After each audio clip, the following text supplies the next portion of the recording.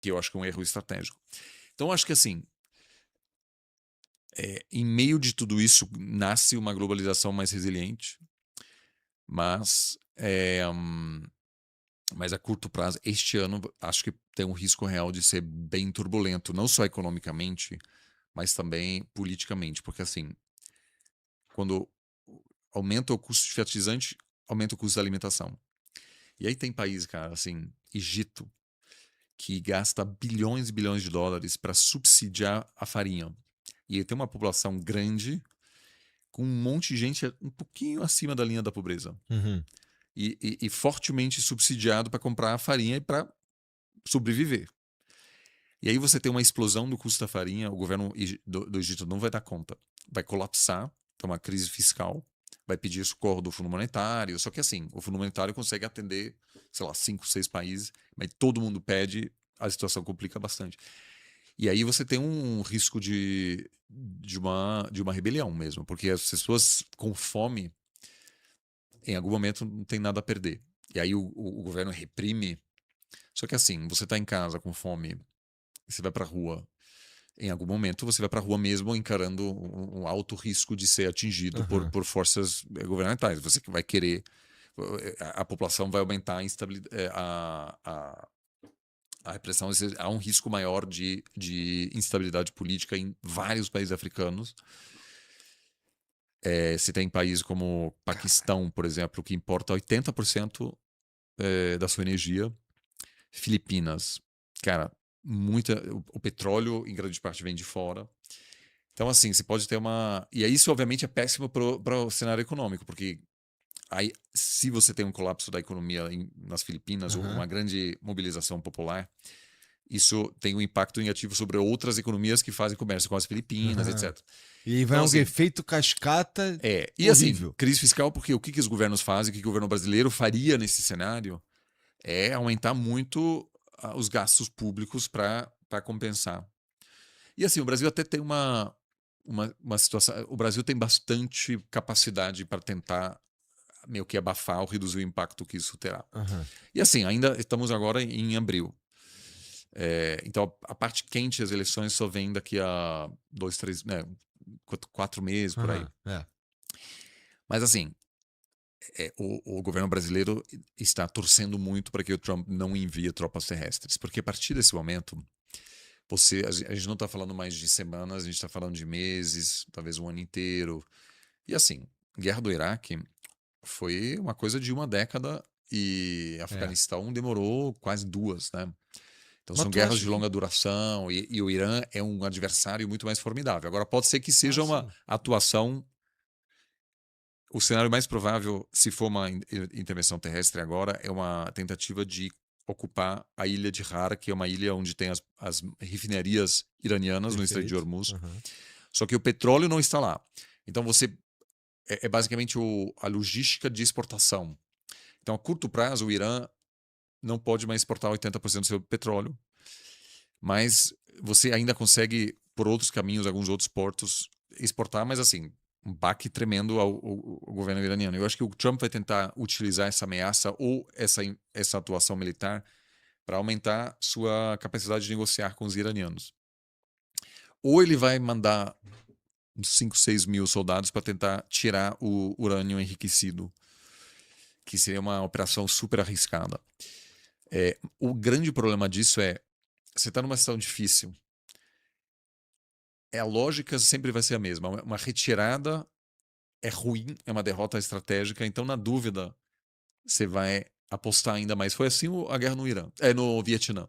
Todo mundo sabia, depois de um ano, aquilo aí vai dar ruim. Aham. Só que ninguém queria assumir a responsabilidade política e dizer aquilo foi um erro terrível, vamos ser agora, porque cada dia que a gente fica só vai ficar pior. E você teve vários presidentes que ficaram. Ficaram por quê? Porque não queriam assumir o custo político. O Afeganistão também. Quando Obama ganhou, em 2008, todo mundo do establishment político sabia que aquilo não tinha solução. Que assim, você não consegue consertar, entre aspas, o Afeganistão. Ia morrer um monte de americano, caro pra caramba, um monte de civis afegãos, milhares e milhares iam morrer embates contra o Talibã. O que o Obama fez? Continuou, aumentou o número de soldados. Por quê? Porque é um presidente inexperiente na política externa, não queria fazer o primeiro grande pronunciamento da sua presidência e dizer, então, gente, eu vou assumir que nós perdemos essa guerra. O cara que teve essa coragem foi o Biden. E foi uma saída traumática, não sei se você lembra. O Lembro. cara saiu de lá, assim, uma situação caótica, morreram soldados americanos, mas o cara sumiu.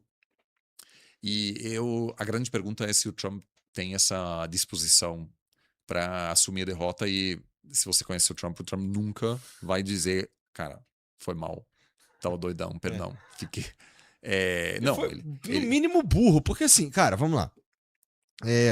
Quem sou eu, né? Ainda mais agora, depois que tudo já transcorreu. Mas, cara, porra, se o principal risco que os Estados Unidos corria era que os caras fechassem o Estreito de Hormuz, era tão complicado assim, sei lá, fazer uma operação lá e começar por lá. Em segundo lugar, os caras não estudaram direito, os Estados Unidos não viram que, porra, esse cara já tá com 86 anos, não é óbvio que tem um sucessor? Porra, não sei, parece que os Estados Unidos não prestaram atenção no que eles estavam fazendo. A sensação que eu tenho é que o Trump, como tu disse, foi facinho lá na Venezuela, dá-lhe aí no Irã também, de qualquer jeito. E aí não funcionou. Duas coisas, né? Assim, o Irã há décadas apoia grupos que cometem ataques contra alvos americanos, israelenses, contra aliados americanos no Oriente Médio de forma mais ampla. Então, apoia o Hezbollah e vários outros grupos que há anos atacam Israel, por exemplo. E o Irã, devido a seu programa nuclear e a falta de transparência, sofre há anos sanções internacionais, não só dos Estados Unidos. Então, um regime bastante isolado e com pouco apoio diplomático, sobretudo no Ocidente. Então, derrubar esse regime seria para qualquer presidente americano um grande legado, né? Então, e o Trump claramente pensa muito no seu papel na história, muito. Quer botar a cara no Mount Rushmore. Isso, e tipo um arco do triunfo em Washington, bota seu nome. Assim, a gente está vivendo nos Estados Unidos uma situação sem precedentes. A assinatura do Trump agora está nas moedas, no dólar, né, das notas de dólar. O principal centro cultural eles trocaram o nome, adicionaram o nome de Trump. Ele quer mudar o nome do principal aeroporto internacional da cidade de Washington. Aquele papo de você está falando do lado do Roosevelt, que virou o Trump Roosevelt? No, o Kennedy Center. O Kennedy Center, que é o principal centro cultural, agora é o Trump Kennedy Center. Trump Kennedy. E aí teve um boicote, porque 97% das pessoas da cidade de Washington votaram no Partido Democrata. Então houve um boicote. Ninguém mais apareceu. Toda a orquestra falou, olha, a gente não vai tocar mais. Inclusive agora em junho vai fechar. Supostamente por uma reforma, porque eles quebraram esse centro, entendeu? Eu fui com meu filho para ver uma peça de teatro uma semana antes deles mudarem o nome. Então, assim, e tem um atraso na construção de um túnel em Nova York, porque o governo está dizendo assim, a gente só vai liberar a grana se vocês colocarem o nome do Trump no nome desse túnel. Isso está causando assim, um atraso gigante, afeta a economia de Nova Jersey. O prefeito de Nova York deve estar puto pra cacete. Assim. Então, assim, isso tem uma coisa... É um claro sinal de erosão das instituições, porque o Trump se comporta como alguém que está acima das instituições. Porque aquilo não se fazia assim. Nenhum presidente na história dos Estados Unidos pressionava outros a colocarem seu nome nos marcos do país, na infraestrutura. Ou seja, aquilo faz parte de uma obsessão dele de querer se eternizar na memória política americana. Então, assim, essa